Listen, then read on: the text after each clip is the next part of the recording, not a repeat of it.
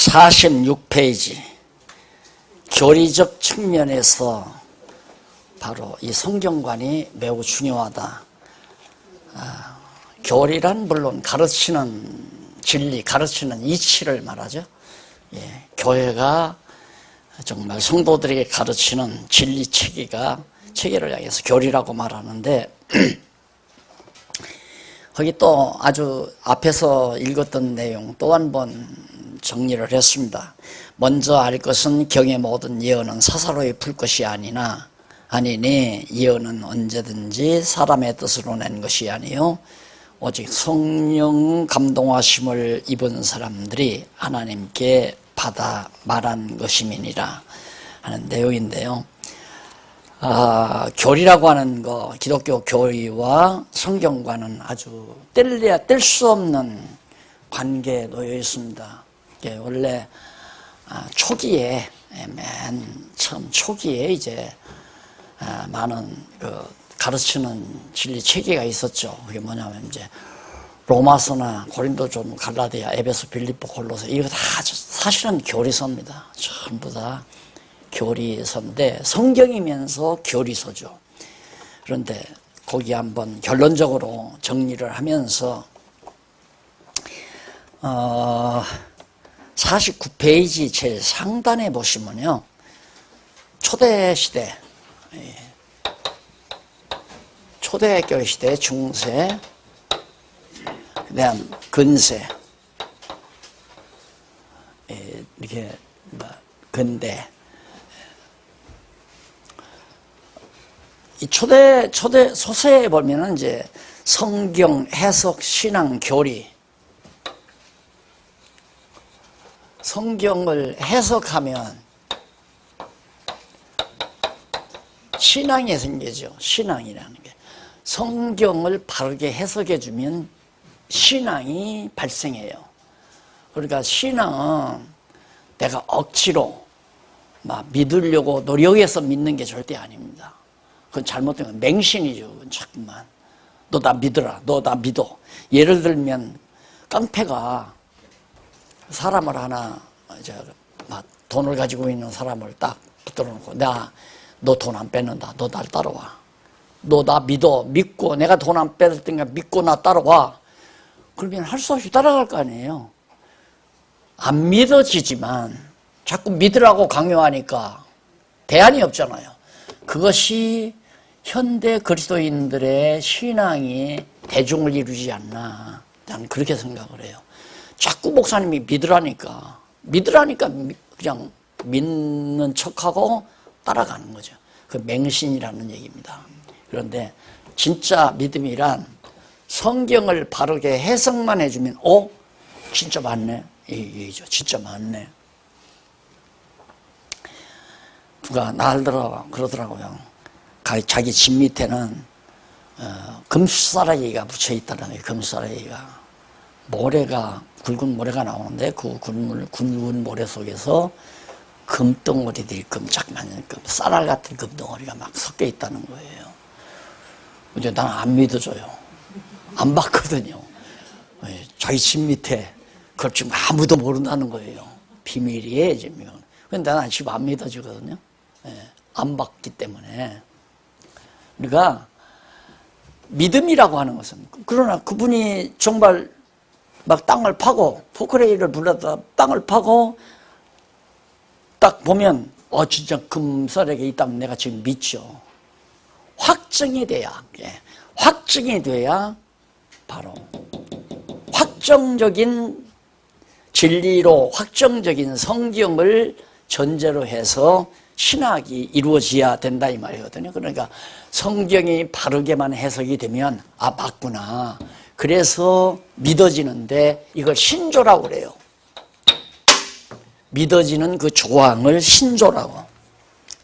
믿음의 조항이라 이거죠. 이것을 구체적으로 정리한 것이 이제 교리.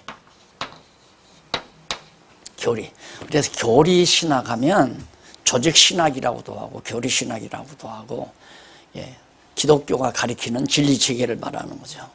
우리 초대교회 당시는 하나님께서 주신 성경 말씀에 의해서 바르게 성경을 해석해 가지고 바른 믿음을 갖게 했고 바른 신앙 고백을 하도록 그렇게 사도시대, 속사도시대 그렇게 해 나갔죠. 그럴 수밖에 없잖아요. 그래서 바르게 소위 이제 로마서라든가 고린도전서라든가 갈라디아 이런 바른 교리 서신들이 나오기 시작하고, 그런데 중세에 접어들어서는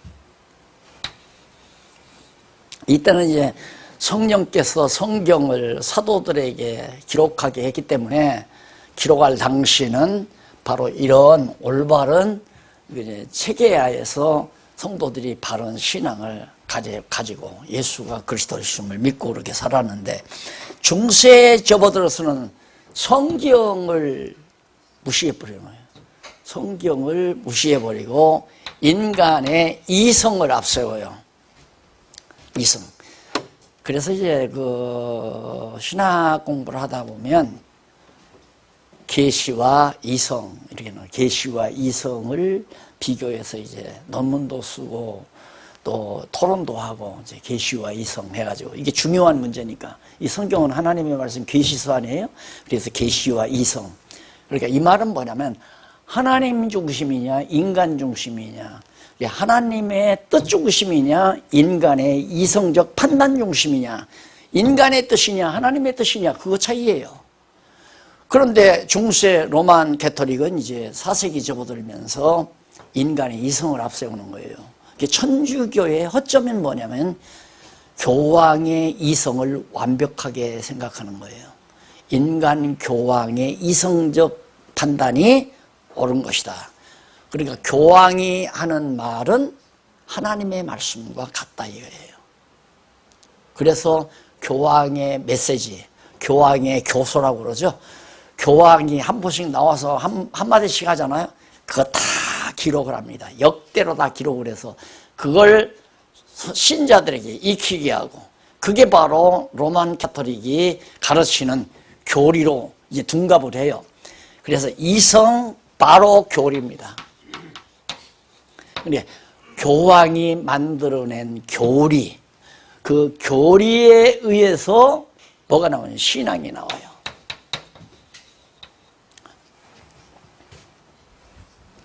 신앙이 나오고, 그래서 믿는 대로, 믿어지는 대로 이제 결국은 여기가 막 잘못된 신조죠. 이게 교리가 아니라 성경이에요, 이제 성경. 그러니까 중세 로만 캐토릭의 교황은 소위 성경과 같은 하나님의 말씀을 자기가 만들어내, 교리적으로 만들어내는 거예요. 요 최근에 만들어진 것이 뭐냐면 마리아 승천설입니다. 마리아가 승천했다. 그렇게 만들면 그냥 그게 진리가 되는 거예요. 그리고 성경에 보면 분명히 마리아가 예수님을 출생하고도 요셉하고 살았잖아요. 시집을 가서. 요셉하고 살면서 이제 예수님의 형제들을 낳았단 말입니다. 몇 명을. 성경에 나오잖아요. 예수의 동생들이 이제 야고보라든가 아들을 낳았는데, 절대 로만 캐토릭에서는 마리아는 예수님 낳은 이후에 그대로 수절했다. 아기를 안 낳았다. 그래서 성모 마리아라고 그걸 만들어 놓은 거죠. 그런데 이런 것들을 어떻게 많은 사람들이, 그리고 성경을 모르니까 그 말을 그대로 믿는 거예요. 사람이라는 게, 이 종교심이라는 게 얼마나 허접하냐면, 딱 하면 여기다 여자들은 뭐 하나 쓰라고 그러잖아요. 이거 일단 쓰는 순간부터 꽉 눌리는 거예요. 그런 인간의 심리작용을 잘 파악해서 그런 걸 다 만들어 놓은 거예요. 딱 머리를 딱 씌워놓은. 그 다음에는 그냥 저 위에서 들리는 말은 절대 하나님 말씀이에요. 신부가 하는 말이든, 그 다음 주교가 하는 말이든, 교황이 하는 말이든, 그게 이제 전달이 되면. 그래서 그걸 그대로 믿고 마리아 상 앞에 가서 이러고 한다 이 말입니다. 그게 참 말이 안 되는 거예요. 이런 것들을 우리 개신교 신자들이 좀 알아가지고 널리 좀 얘기를 해야 되는데, 그런 얘기하다 보면 집안에 가서 싸우잖아요. 큰 집에 그 정말 동서는 천주교나 가는데 우리는 이제 개신교나 간다 이 말이에요.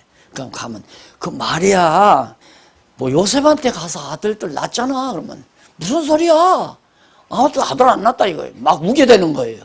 그리고 이제 싸움이 일어나니까 그다음부터는 아이고 말하지 말자. 이제 명절 때 가서도 말하지 말고. 그래서 점점 더 어두워지는 거예요. 거짓말이 그냥 그대로 유포된다 이 말입니다. 이렇게 달라요. 그래서 근세에 이제 신학적으로 말하는 것은 물론 성경이에요. 똑같아요. 해석. 그 다음 신앙. 신조, 너도되고 안 너도되고 교류. 이게 이제 신학으로 만들어요. 신학. 자, 그러면 여기에 얼마나 허접한 게 있는가. 성경을 바르게 해석해야 되잖아요. 이게 아주 중요하다 말입니다. 그래야 모든 진리가 확정으로부터 시작이 되니까, 확정이라는 전제로부터 시작이 되니까. 그러니까 그 말은 뭐냐면 모든 생명의 근원은 하나님이시다. 대전제예요. 그러면 제가 생명이란 무엇인가 마지막 4권에서 썼죠. 생명이란 무엇인가, 모든 전제를 생명의 근원이 하나님이다라고 하는 대전제하에서 생명이라는 걸 논한 거예요. 그러면 땅에 기어다니는 작은 미생물 움직이죠? 조그만 것도 움직인다. 모든 장기가 다 있고 모든 그 기능이 다 있고, 그게 어떻게 해서 저렇게 살아서 움직이는가. 바로 그것도 하나님의 생명의 근원이신 하나님으로부터 모든 생명의 기운이 그에게 공급되니까 그게 움직인다 그 말 아니에요. 지구가 지금 이 커다란 지구가 우주에서 지금 공전자전하면서 움직이잖아요. 이것도 하나님의 생명의 기운의 능력이 이 지구를 공전자전하게 한다. 그 원리가 이제 바로 생명이란 무엇인가에서 나오거든요. 내가 물리학을 공부한 것도 아니고 무슨 생물학을 공부한 것도 아니고 안 했는데도 대전제가 확정이 되니까 생명의 근원은 하나님이시다. 그러니까 내가 지금 살아있다고 하는 것은 이건 생명 자체가 아니다 이거예요. 자꾸 사람들이 혼선하는 거야. 내 안에 생명이 있다. 내 안에 생명이 있다면 피조물의 생명을 말하는 거예요. 그러니까 엄밀히 따지면 목숨이 있는 거예요. 목숨. 하나님의 생명의 기운에 의해서 지금도 숨쉬고 움직이고 살며 존재하는 이 목숨이죠. 그러니까 지금이라도 하나님께서 생명의 기운을 딱 멈춰버리면 푹 쓰러져 버리고 말아요. 그냥 그대로 부패해져 버리고 흙으로 돌아가 버리고. 그래서 확정, 제가 설명을 하나 설명하는데도 확정, 가정이 아니에요. 생명의 근원이 하나님이시다. 그걸 가정으로 한다면 내 말이 거짓말이죠. 그러나 성경을 해석해보고 보니까 하나님은 생명의 근원이시구나. 그게 이제 정리가 되니까 모든 생명의 근원 하나님이시다라고 전제를 해놓고 설명하니까 초목도 빨간 꽃도 노란 꽃도 미생물도 코끼리도 큰 거구들을 가진 짐승들도 인간도 모든 생물이나 광물이나 식물 자체가 하나님에 의해서 의존적으로 다 살고 성장하고 열매 맺고 움직여간다. 하나님이 아니고는 도저히 안 된다는 사실을 이제 정리하잖아요. 그렇게 학문을 만들어 가잖아요. 그게 생명이란 무엇인가라고 하는 글을 그래서 써내는 거란 말입니다. 그래서 우리는 확정으로부터 시작하지 가정이 아니다. 어떻게 해서 확정했는가? 성경을 보니까 바르게 해석하고 보니까 하나님 살아계신 것이 너무 분명하다 이거예요. 그럼 그 하나님이 어떤 하나님이? 생명의 근원이신 하나님이라는 게 확정이 되니까 맞다 이렇게 되는 거죠. 그러니까 이 세상 학문하고는 질이 다르잖아요. 그래서 세상 물리학은 제가 자꾸 물리학에 대한 관심을 가졌던 이유가 물리 자체만, 물질 자체만으로는 물리학의 근본을 알 수가 없다. 그러니까 서구 학문이라고 하는 것이 물질이란 무엇인가를 이제 찾아내기 위해서, 진리를 찾아내기 위해서 분해를 하잖아요. 자꾸 분해를 해서, 예를 들어서 이런 돌 하나가 있어요. 이게 도대체 뭔가, 물질을 알아야 되니까 가루 하니까 나중에는 아주 작은 아원자라고 하는, 콕이라고 하는 작은 알맹이, 이게 밀가루보다도 더 눈에 넣어도 안 아플 정도로 그렇게 되잖아요.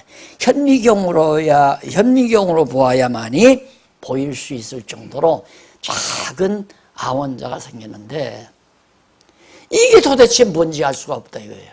이게 이제 아는 대로는 그 안에 알갱이가 3개가 있는데 이게 딱 붙어가지고 안 떨어진다 이거예요. 근데 이걸 떨어뜨리는 방법은 서울에서 춘천거리가 되는 그런 거리로 터널을 만들어서 막 총구 있잖아요. 총구 팍 쏘면 쫙 해서 가서 부딪히잖아요. 총구가 길수록 길게 나가는 거 아닙니까?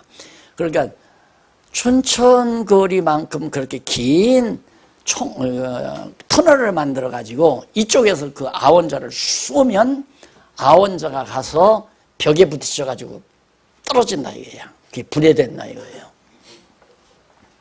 분해되고 시켜놓고 보니까 없어져 버린다. 아무것도 없어져 버려. 아무것도 없다 이 말.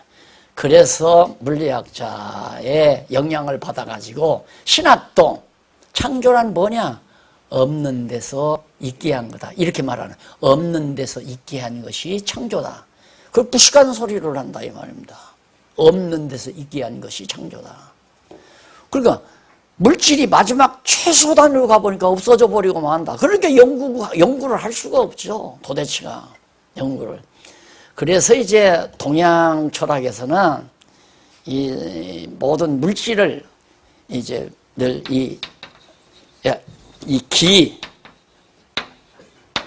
기의 뭉치라고 그래요. 기운의 뭉치. 기운이 뭉쳐지면 물질이 된다. 훨씬 서구보다 앞선 이론이에요. 그러니까 하나님의 생명의 기운이 멈춰지면 거기에 물질을 만들어낼 수 있다 이거예요. 그러니까 하나님께서 세상 천지만물을 만들었다는 것이 너무 과학적이면서도 너무 분명한 확정에서부터 풀어가는 하나의 물리학이 되실 수가 있는 거죠. 그리고 하나님 모르면 아무것도 모르는 거예요. 결론이 없어요. 하나님 모르면. 그러면 하나님을 알려면 성경 아니면 알 길이 없어요. 오직 성경만이 하나님을 하나님답게 알려주는 계시니까. 그러면 성경을 알아야 하나님을 알고, 하나님을 알아야 결국 모든 만사의 이치나 만물을 다 해석하고 산다.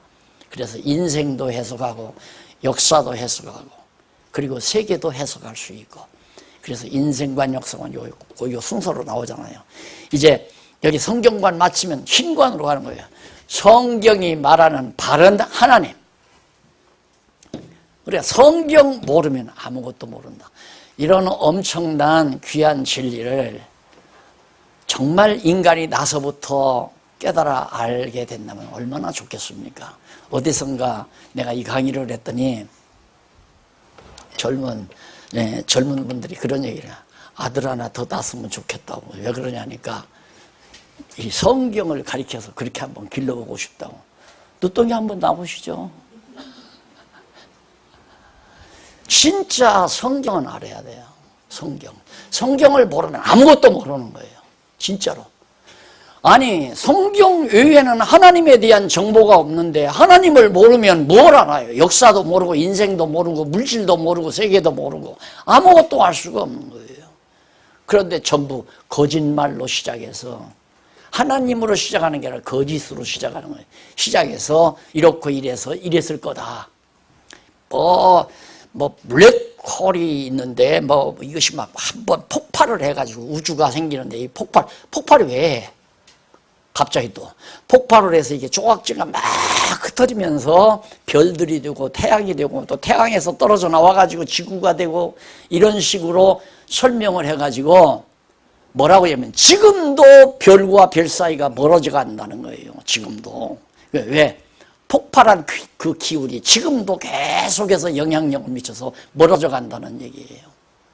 이런 식으로 설명하니까 모르는 사람들은 그냥 그것이 다 우주관의 다인 줄 알고 거짓말로 다 한 얘기인데, 그래서 정말 이 성경의 필요성이라는 게 얼마나 중요한가. 아까는 이제 지금 중요성이라는 게 이제는 필요성이에요. 왜 그렇게 필요하냐. 필요한 이유는 바로 하나님을 아는데 필요하다. 그게 나오잖아요. 50페이지. 하나님을 아는 데는 성경 없이는 절대 하나님 모른다. 그냥 하나님을 인간이 만들어낼 수는 있죠. 이런 하나님. 그게 이제 대부분 우리 개신교 특히 목사님들이 하나님을 마음대로 만들어내요. 하나님을. 너 부모에게 잘해야 복받아서 잘 산다. 하나님이 부모님에게 효도하면 복을 줘서 잘 산다. 그런 하나님으로 만들어내는 거고, 너 선한 일 많이 하면 하나님께서 복 주어서 부자 된다. 이런 것도 다 만들어내는 거고, 봉사를 많이 하고 땀을 많이 흘려야 하나님께서 복을 주어서 건강 축복을 준다. 이런 것도 이제 그런 하나님을 만들어내는 거예요. 마치 욥기서에 나오는 욥의 친구들이 만들어낸 하나님들이죠. 욥이 알고 있는 하나님, 또 하나님이 직접 자신을 설명하신 하나님이 아니라 욥의 친구들이 만들어낸 그 하나님을 가르치는 경우가 너무너무 많다 이 말입니다. 왜? 성경을 모르니까. 성경을 모르는 데서 그런 결과가 오는 거죠. 그래서 성경이 왜 필요하냐. 하나님을 아는 데 필요하다. 뭐 이건 구태여 내가 더 설명을 안 해도 창세로부터 그의 보이지 아니하는 것들 곧 그의 영원하신 능력과 신성이 그 만드신 만물에 분명히 보여 알게 되나니 그러므로 저희가 핑계치 못할지니라. 하나님을 알되 하나님으로 영화롭게도 아니하며 감사치도 아니하고 오히려 그 생각이 허망하여지며 미련한 마음이 어두워졌나니 스스로 지혜 있다 하나 우준하게 되어 썩어지지 아니하는 하나님의 영광을 썩어질 사람의 금수와 짐승과 버러지 형상의 우상으로 바꾸었느니라. 육체의 소욕 따라 인간들이 살아간다 이 말이죠.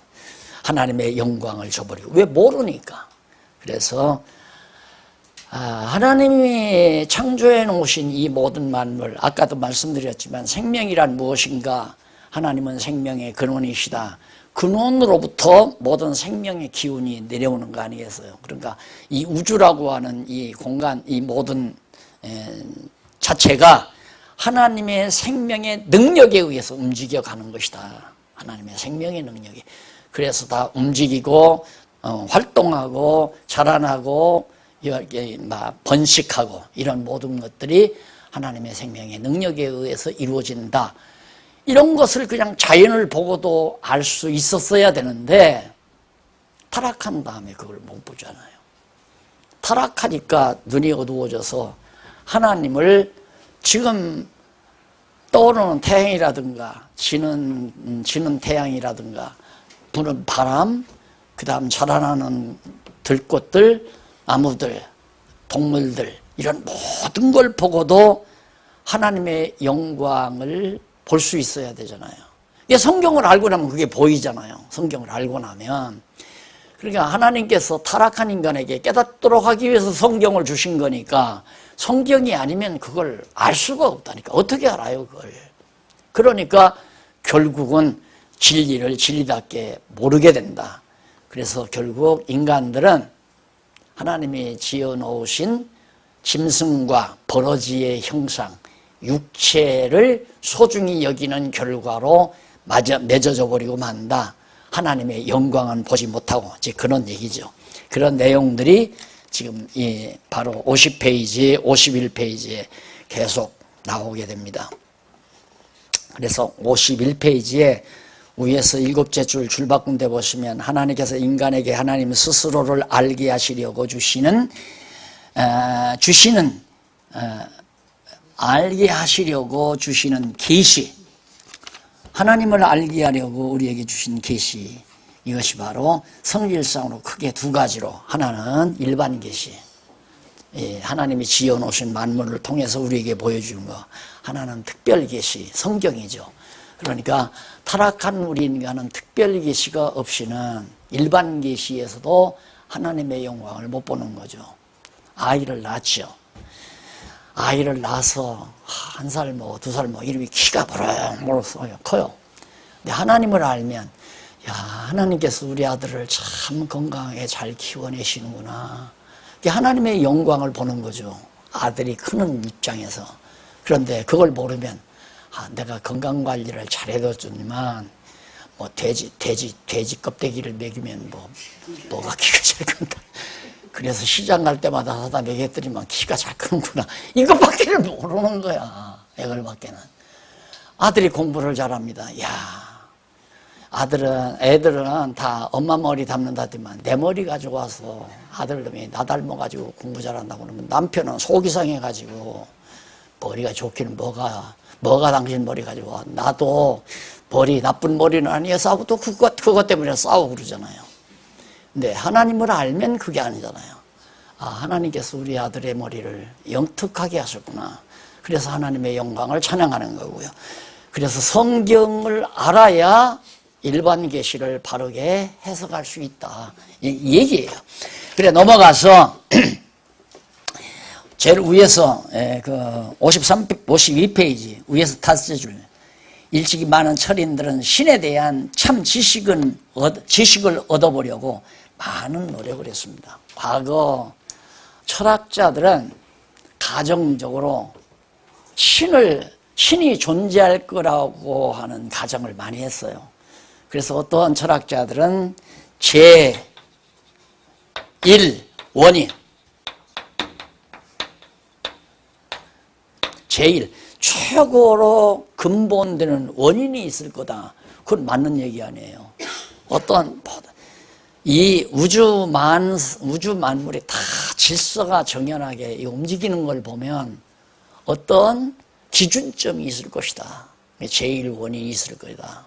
제1원인, 제1의지, 의지라고도 하고, 뜻, 가장 근본 의지가 있어서 그 의지에 따라서 모든 우주가 운행할 것이다. 철학자들이 이런 가정을 해서 하는 거예요. 이게 신이라고 말하는 사람도 있고. 그래서 보통은 중세 이후에 그냥 이 교회를 통해서 무조건 이제 신을 얘기하니까 막연하나마 확증이 안 된 신이 있을 거라고 생각하니까 당신 그러다가는 벌 받는다. 당신 공로를 쌓지 아니하면 절대 천국 못 간다. 낙원에 못 가고 음부에 떨어진다. 이러고 얘기하니까 그게 목에 들어간 거란 말입니다. 근데 그건 확정이 안 된 얘기를 가지고 그렇게 사람을 다 속인 거라 해. 그래서 성경이 아니면 하나님을 알 수가 없다 하는 얘기예요. 그래서 이쪽 53페이지 도표 하나 있죠. 신지식, 하나님에 대한 지식은 특별계시 성경을 통해서 신학이 나오고 지식, 해답, 확실한 해답, 하나님이 살아계시다는, 그래서 올바른 신앙. 일반 계시는 철학이 나와요. 그러니까 성경이 없이 일반 계시만을 가지고 연구하게 되면 철학이라는 학문은 나오지만 질문만 나와요. 대답이 없어요. 철학은 질문을 던지는 거예요. 아리스토텔레스가 처음에 이제 그리스 광장에 나타나서 사람들 어디 모여 있으면 가서 당신은 왜 살아요? 당신은 왜 이렇게 움직이고 있습니까? 하고 자꾸만 사람들에게 질문을 던지고, 그래서 철학자로 유명하잖아요. 그 철학은 모르는 것, 몰라야 모르는 걸 아는 것이 철학이다. 이렇게 생각하면 돼요. 모르는 걸 아는 것. 근데 뭘 모르는 것조차도 모르면 진짜 무식한 사람이에요. 그건. 이게 뭘 모르는 것도 모르고 있으면 아주 무식한 사람이고, 조금 세속적으로 유식하다면 내가 뭘 모르고 있다는 걸 알아야 질문이 있는 사람, 문제의식이 있는 사람은 지식인이라고 하는 거죠. 종교인은 진짜 알 것을 아는 사람, 답을 가지고 있는 사람을 종교인이라고 할 수 있고요. 자, 그 다음에는 이제 구원을 얻는 데 필요하다. 성경이 왜 필요한가? 너희가 성경에서 영생을 얻는 줄 생각하고 성경을 상고하거니와 이 성경이 내게 대하여 증거한 것이다. 예수 그리스도에 대해서 증거한 거기 때문에 예수를 믿어야 구원 얻잖아요. 그러니까 성령께서는 구원해 주기로 예정한 자는 불러서 하나님의 말씀을 듣게 해가지고 깨닫게 해서 예수가 그리스도이심을 믿게 하신다 이 말이에요. 뭘 통해서? 성경을 통해서. 그러니까 성경은 우리가 구원에 이르는데 아주 중요한 안내서죠. 자, 그런 내용은 뭐 다 잘 알고 계실 거니까 그 정도 정리를 해서 성경의 필요성 뒤에 한번 보세요. 제일 뒤에 가보면 성경의 필요성 해가지고 56페이지 첫째, 알고 믿어서 구원에 이르게 하므로, 그 다음 두 번째는 구원을 얻게 하는 유일한 계시이므로, 그 다음 세 번째는 구원에 이르는 지혜가 있게 하므로, 이런 등등이 성경의 필요성이다. 이게 구원 방법은 거기 나오죠? 아까 제가 설명드린 대로 성경이 철저한 게 성경이에요. 성경으로 하나님을 알게 하는 거죠. 그래서 하나님을 알면 신앙하게 경외하게 되죠. 믿게 되어 있잖아요. 그래서 구원에 이르도록 하나님이 역사한다. 그래서 모르고 믿어야 구원 얻는 것이 아니라 알고 믿어야 구원을 얻는다. 하나님을 아는 것이 곧 영생이라고 그러잖아요. 그리스도를 아는 것이 영생이다. 자, 그 다음에 이제 성경 내용입니다. 이건 너무 우리가 그동안 늘 공부해 오던 내용들이니까 너무 잘 아는 내용이지만 내가 누누이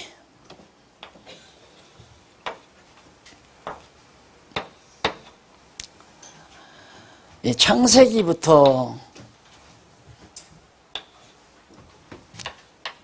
계시록까지가 이게 몇 년 걸렸냐면 대략 1600년이 걸렸어요. 1600년 내용 자체가. 그러면 창세기부터 구약성경 말라기서까지는 한 1500년 모세 시대부터 기록을 했으니까 모세 시대부터 마지막 이제 예수님 오시기 전까지 1500년도 안 돼요. 1500년도 안 되고 말라기니까 한 1200년 정도 되죠. 네, 기간으로 보아서 그렇다는 얘기죠. 신약성경은 주고 한 100년에 끝났거든요. 그럼 모세 때 기록하기 시작해서 요한계시록이 사도 요한이 주고 100년경에 끝을 냈으니까 1600년 안이에요. 이 1600년. 창세기부터 요한계시록까지 내용이 1600년. 내용은 이 세상 종말 때까지 이르는 내용이에요. 그러면 우리가 지금 21세기에 보면 여기서 앞에 건 이미 이루어진 거고 된 일 아니에요. 그 다음에 이 나머지 건 앞으로 될 일이에요. 자, 여기서 예수님 때를 기점으로 하면 이건 이미 되진 일이에요. 이건 될 일이고요. 모세 때로 봐서는 모세 앞에서는 이미 된 일이에요. 창세기라든가 출애굽기, 레위기, 민수기, 신명기 모세가 기록했잖아요. 그때까지. 모세 당시에 모세가 출애굽기부터 등장하니까 창세기는 이미 된 일이고 모세 이후에 신명기까지는 모세와 함께 되어진 일이고 이런 일들이 기록됐는데 이게 모세 혼자서 다 기록한 게 아니라 한 40여 명의 기자가 시대마다 다르잖아요. 시대마다. 기록한 시대마다.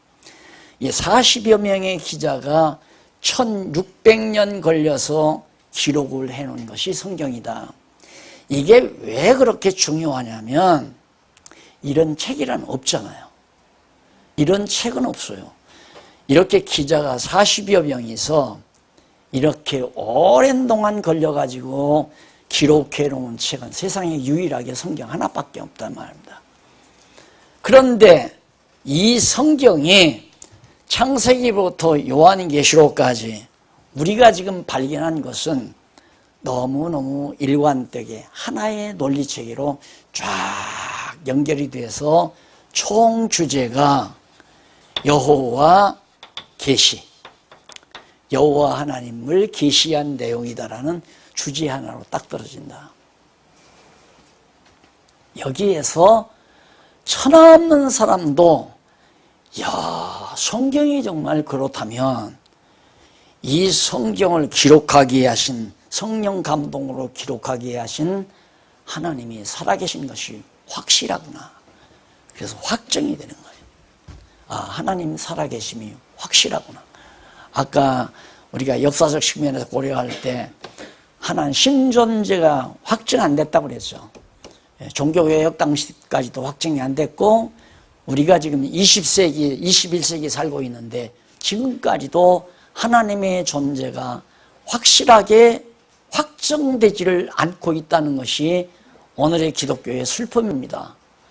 이게 왜 하나님 존재가 확정이 안 됐나? 성경을 모르니까. 성경을 알면 천하없는 사람도 아, 하나님 살아계셔 한다 이 말이에요. 자, 그러면 한 예를 들면 서울에서 이제 직장 생활하는 총각 녀석이 여자 하나를 사귀어서 결혼을 했어요.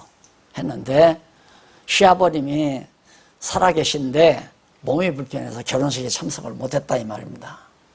근데 이제 살고 있는 거예요. 서울에서 살고 있는데 이 아들 녀석이 아버지가 아직도 살아있다고 하는 말은 왜 했느냐면 아버지 돌아가셨다고 하면 여자 집에서 저는 버릇없이 걷겠구나 그렇게 오해할까 봐서 거짓말을 한 거예요.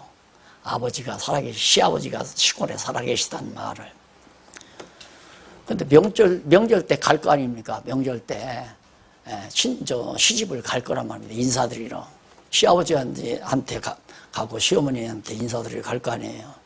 근데 며느리 열심히 남편 말만 듣고 시장에 백화점에 가서 막 이것저것 선물을 시아버지 선물을 샀어요. 누가 마음이 저리겠어요? 아들놈이 저릴 거 아니에요. 속죠. 확인은 안 했지만 신랑이 아버지 살아계시다니까 진짜 살아계신 줄 알고 보약도 사고 뭐 옷도 사고 선물을 사서 이제 가는 거란 말입니다. 무슨 얘기냐면 하나님이 살아계시다고 하는 사실을 말만 듣고만 믿어서는 안 된다니까. 확증을 해야지, 확실히. 그러면 이제 며느리가 차를 타고 갔어요. 그때까지만도 남편 말 믿었어요. 믿었는데 가보니까 시아버지는 없고 시어머니만 있다 이 말이에요. 이 시아버님은 어디 계세요? 날 따라가지 않으니까 뒷동산으로 가지만 시아버지 묘소 앞으로 데려가잖아요. 남편에게 속았다 그 말이에요. 그러니까 남의 말만 듣고 믿는 것은 속는 것이고 또 남을 속이는 것이고, 그러니까 성경을 통해서 정말 하나님이 살아계시다는 걸 본인이 확인을 딱 하면 흔들릴 필요도 없고 속을 필요도 없잖아요. 지금 그렇게 속아서 신앙생활하는 사람이 부지기수란 말이에요. 부지기수. 하나님 살아계시다는 확증도 없이 그냥 남의 말만 듣고 믿는 게, 이것이 오늘날 기독교의 한계란 말입니다. 이게 남의 말 듣고 믿는 것과 자기가 확인하고 믿는 것과는 하늘과 땅 차이로 다르다 이 말이에요. 자, 그래서 이렇게 성경의 구조가, 우선 기록 자체가 1600년 동안 걸려가지고 40여 명의 기자에 의해서 기록을 했는데, 이 성경 내용이 일관된 논리체계가 있다라고 하는 이 자체만으로도 현대인을 곤부라지게 놀라게 할 수 있다 이 말입니다. 이걸 보고 다 놀라는 거 아니에요. 일관된 논리체계를 보고. 왜? 이렇다면 하나님의 살아계심이 확실하다 이거예요. 하나님 확실히 살아계시다. 그러면 하나님이 확실히 살아계시다고 하는 이 사실을 알고 살아가는 내 삶의 자세와 그걸 모르고 사는 그 삶의 자세는 확실히 달라요. 그러면 하나님이 분명히 하나님이 날 살아계시다. 내가 이 땅 위에 사는 동안 나를 인도해 가시고 나를 주관해 가시는 하나님이 살아계시다는 확실히 믿어버리면 자연스럽게 내가 마음이 선량해서가 아니라 우선은 쓸데없는 욕심이 사라져 버려요. 쓸데없는 욕심이 왜? 내가 욕심 부린다고 되는 게 아니니까. 그리고 억울한 것이 없어져 버려요. 참 신기한 게 억울한 것이. 왜? 여러분 성경을 공부하다 보면 야곱이 이제 하란에 가서 머슴살이를 하잖아. 그 참 외삼촌도 못됐죠. 그 딸이 이쁘다고 해서 딸 그거 하나 달라는 딸이라도 주었으면 쓰는데 그걸 속여 먹잖아요. 그러니 7년 동안 머슴살이에서 딱 아침 자고 일어나니까 엉뚱한 여자가 들어와 있으니 야곱으로서는 자살할 일이죠. 안 그래요? 그런데 또 7년을 또 살아. 억울하게 당했는데도 결국은 싹도 전부 얼룩무늬 없는 건 전부 다 야곱에게 주고 얼룩무늬 있는 건 전부 외삼촌이 갖다 두고서는 얼룩무늬 나는 것만 내 양 사봐라. 이것도 참 억울하네. 불공평한 일. 필요 없다 그 말이에요. 그게 믿어지면 하나님은 직접 하나하나 다이렉트로 하나님이 다 주관해 가신다. 네가 너를 속여 먹어도 필요 없고 네가 너를 이용해 먹어도 필요 없고 네가 이것을 욕심내도 필요 없고 하나님이 일일이 정하신 대로 하나님이 다 섭리한다니. 하나님 그런 하나님이 살아계시다는 확실히 믿어버리면 억울한 것도 사라져가고 욕심도 사라져가고 그래야 확실히 믿어지는 거 아니겠어요? 그렇죠? 안 그러면 후회도 나와요. 그때 내가 그랬어야 되는데 이런 것 때문에 다 우리가 불행한 거란 말입니다. 후회할 것도 없어요. 다 그게 하나님의 정하신 뜻대로. 요셉이 내 얘기를 자꾸 하지만 요셉이 형들에게 애매히 아버지 사랑받은 죄밖에 뭐 있어요? 아무나 사랑받냐? 나 아버지가 날 사랑하는데 너들 배 아플 거 뭐냐? 나는 잘생겼으니까 아버지한테 사랑받는다. 이러고 살면 되잖아요. 요셉이 팔려가요. 내가 아버지 심부름을 가지 말았어야 할 건데 그래도 만날 울기나 하고 좌절이나 하고 실망만 하고 그럴 필요 없다 이거예요. 지금 하나님께서는 무슨 뜻이 계시다. 나를 애굽으로 팔려가게 한 건 하나님 계획이 계시다. 이게 믿어져 버리면 어떻게? 하나님이 살아계시다. 그렇게 역사해 가시는 하나님이 살아계시다는 것이 확정이 되면 그렇게 바뀌어져 간다 이 말이에요. 정말이에요. 그렇게 바뀌어져 가야 확정할 수 있는 사람이에요. 목사님 말씀 들으니까 그렇기는 그런데 또다른 후회가 많고 억울한 것도 많고 내가 그때 눈에 띄었지 저놈의 인간하고 내가 결혼을 하지 않았어야 내가 팔자가 달라지는데 이런 생각을 죽을 때까지 하고 산다면 얼마나 불행하겠어요. 그런 게 없어져 버린다 이거예요. 그래서 이렇게 성경 내용을 통해서 하나님이 확실히 성령 감동을 통해서 주신 말씀이구나. 이게 첫째 믿어져야 되고 성경이 하나님 말씀이다 믿어져야 되고 그 다음에는 성경대로 보니까 정말 그렇게 계시하신 하나님은 정말로 살아계시구나. 이 둘만 믿어지면 끝나는 거예요. 요 둘을 믿게 하는 것이 신앙을 갖게 하는 이유라고 합니다. 그렇게 성경만 가르치면 된다고 내가 자꾸 하면 성경만 가르치라. 그럼 여기 앉아 계신 장로님들, 권사님들, 목사님들께 제가 성경만 가르치면 끝나는 거예요. 그런데 내가 저 뒤에다가 자 여기 공부하러 오신 분들 다 내가 졸업장 줄 테니까 뒤에다 명단 다 적고 가십시오. 졸업장 줘서 뭐하게? 내 제자 삼게. 내 제자 삼아서 뭐하게, 이 다음 필요할 때 후원금 보내라고 연락하게, 그렇게 하더라니까. 내가 성서대학 다닐 때 장학금 전액 받아가지고 다녔잖아요. 졸업할 때까지. 기숙사비도 안 내고 다녔어요.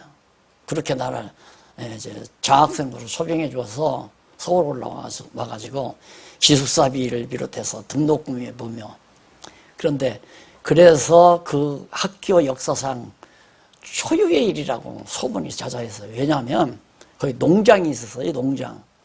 근로장학생이 많아요. 가서 농장에 가서 1년 일하고 나면 1년 동안 공부시켜요. 한 학기 일하고 나면 한 학기 공부시키고.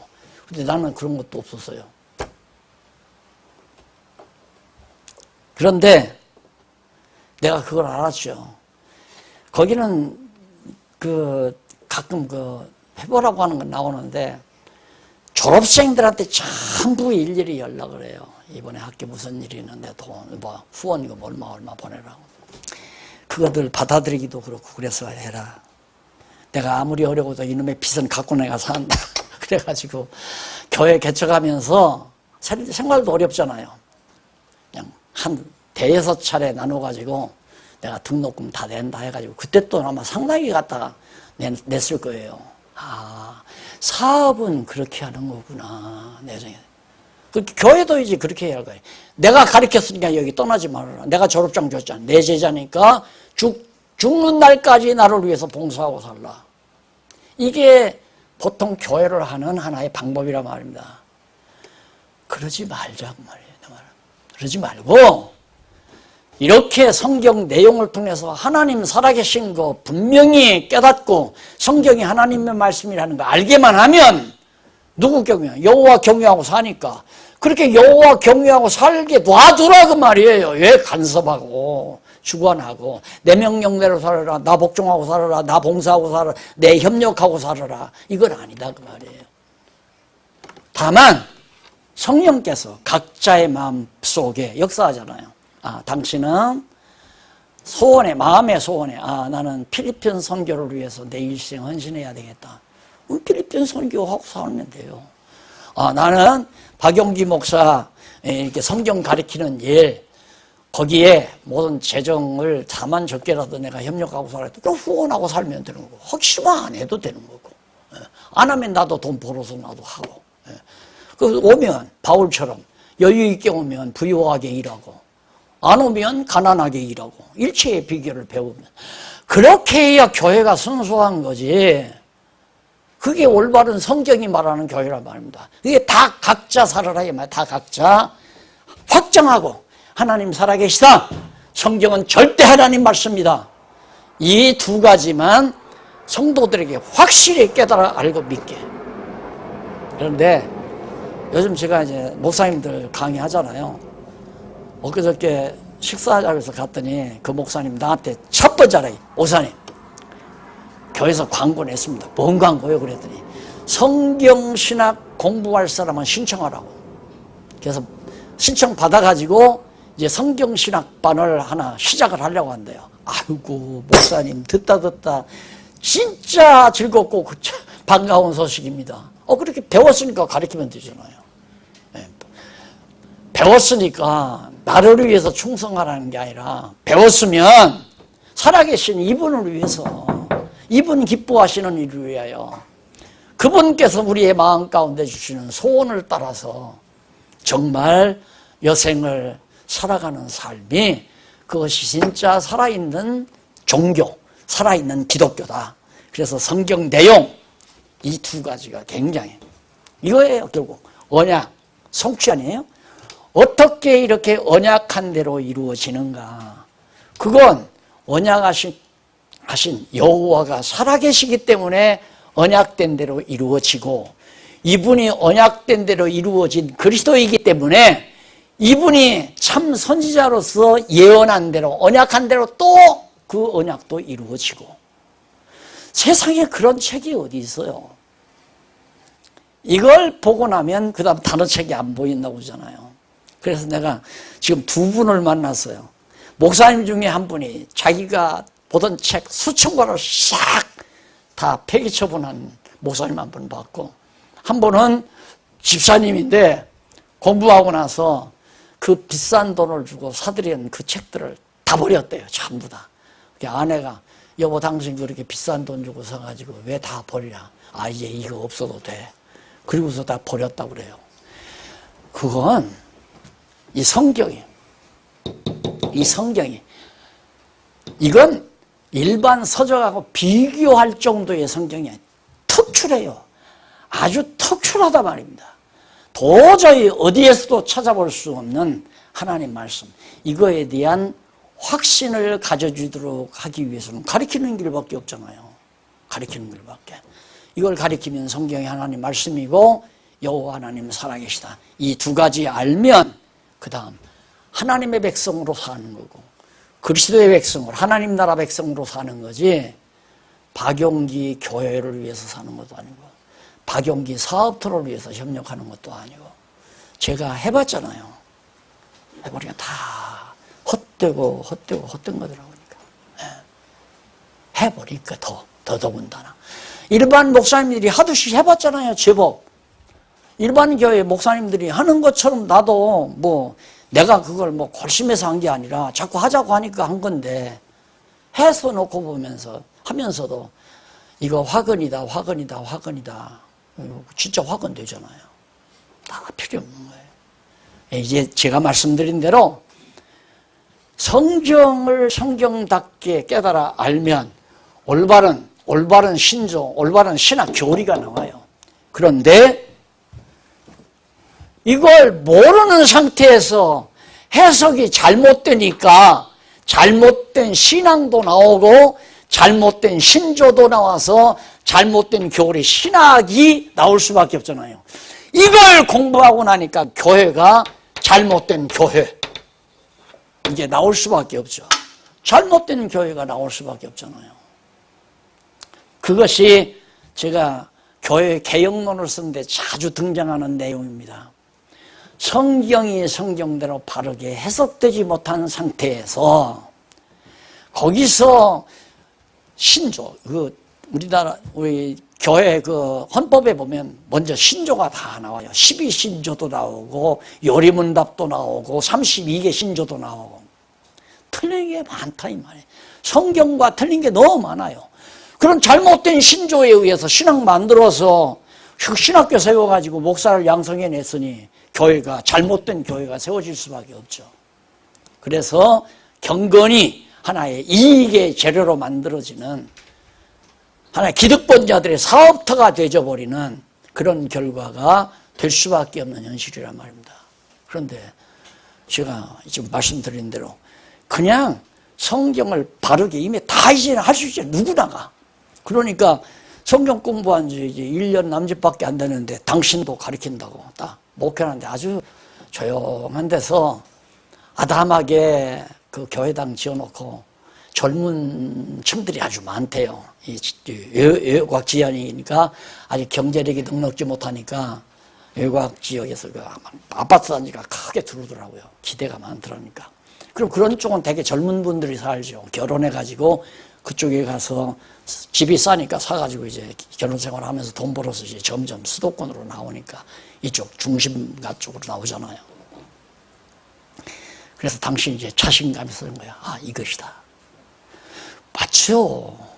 그냥 가리키고 끝낸다 생각을 해야 돼. 누구든지 가리키는 사람은 아무 기대도 하지 말고, 아무 기대도. 왜? 저분이 있으니까. 왜? 일하는 소에게 망 안 씌운다는 보장이 있잖아요. 그러니까 사람도 의지하지 말고, 야, 저분 잘 가리키면 협조 많이 하겠다. 저분 잘 가르쳐 놓으면 신문사도 협조하고 방송사도 협조하고 출판사도 협조하고 후원회도 협조하고 연구 학술원도 협력하고. 이런 기대할 것도 없고 하다가 연구비 안 들으면 없애버리면 되는 거고, 일하다가 시간 나면 시간 틈틈이 날 때 그때 연구해도 되는 거고, 많이 연구비가 들어와서 시간이 나오면 시간 나올수록 더 많이 연구하고 가르치면 되는 거고, 되는 대로, 그것이 바로 되는 대로 하자. 그래서 내가 왜 이렇게 장구한 말을 길게 했느냐면 결국은 이제 하나님의 성취 내용까지 나오잖아요. 성경 여러분 다 아는 거고. 그래서 이제 기독교 신관 나오기 전에 성경의 내용 구조가 제일 뒤에 나오잖아요. 제일 뒷변에. 몇 장이냐면 68페이지. 거기 보면 성경의 내용 구도가 나와요. 요거죠, 요거 나오는데, 바로 구약, 신약. 구약, 신약 나오고, 구약은 이제 역사서가 여기까지 나오는데, 그 다음 뒷부분에 이스라엘 민족 역사 후기에 선지서가 나오고, 초기에 시가서가 나오죠. 욥, 시편, 잠언, 전도, 아가서가. 욥은 모세 때 나오고, 시편, 잠언, 전도, 아가서는 이제 이스라엘 민족 초기에 나오고, 예언서, 선지서는 후기에 나오고, 이러니까 구약 전체란 말입니다. 이렇게 하나님께서 언약하신 말씀대로 이루어졌다는 사실은 이것이 하나님의 말씀이고, 역시 성경에 증거하는 하나님은 살아계시다라고 하는 확정 속에서 신학이 이루어져야 그것을 가리켜서 성경신학이다 이렇게 말하는 성경신학이라는 말. 이건 누가 막아도 안 돼요. 누가 막 인간의 열심으로 또 되는 것도 아니에요. 누가 그러더라고요. 어저께 만났는데 하나님이 그것을 찾아놓게 하셨으면 그냥 안 놔둔다 이거예요. 그냥 안 놔둔다. 하나님이 그거 드러내신다. 어제 연합회 회장님 6.25 행사에 다 갔거든요. 근데 회장님이 밥을 먹는데 밥을 가지고 옆으로 오셨어요. 그래서 같이 밥 먹고는 얘기를 하시면서 내가 이제 그런 얘기를 했죠. 저는요, 한 40-50년 동안 성경 이거의 참뜻을 깨닫기 위해서 40-50년 해서 한 줄 내가 사무실 옮길 때 갖다 드렸단 말입니다. 날들을 그래요. 목사님, 하나님이 그거 드러냈으면 절대 묻어놓지 않습니다. 맞습니다. 내가 그래요. 맞습니다. 안 묻어줘요. 묻어놓지 않는다 이 말입니다.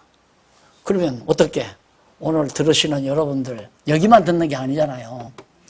지금 우리 김양로님이 자꾸 나를 이렇게 일을 시키는 건 저 녹음해서 막 요즘 전화가 많이 오네요.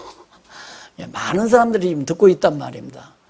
하여튼 오늘 시간 내서 이렇게 같이 나오셔서 성경의 중요성과 신관의 중요성, 그것은 성경이 성경대로 안 보이면 하나님답게 모른다. 그래서 성경과 하나님은 매우 중요한 관계라고 하는 것을 말씀드리는데, 우선 성경관에서 오늘 정리한 겁니다. 다음 시간에는 성경이 말하는 신관에 대해서 말씀을 드리려고 하니까 읽어가지고 오시면 좋겠습니다. 네, 기도하십시다. 살아계신 하나님 아버지, 우리에게 성경을 주시지 않았으면 어떻게 우리가 살아계심을 알 수 있으며 형상이 없으신 하나님을 어떻게 우리들이 경외하며 살 수 있었겠사오리까. 성경을 주신 하나님 아버지 감사하고, 또 성경을 성경대로 볼 수 있는 눈을, 또 들을 수 있는 귀를 허락하신 하나님의 사랑 감사합니다. 아버지 하나님이여, 어서 이 땅 위에 이 진리가 들어야 될 많은 영혼들에게 전파되어 수 있도록 역사하시옵소서. 예수님 이름으로 기도드립니다. 아멘. 감사합니다.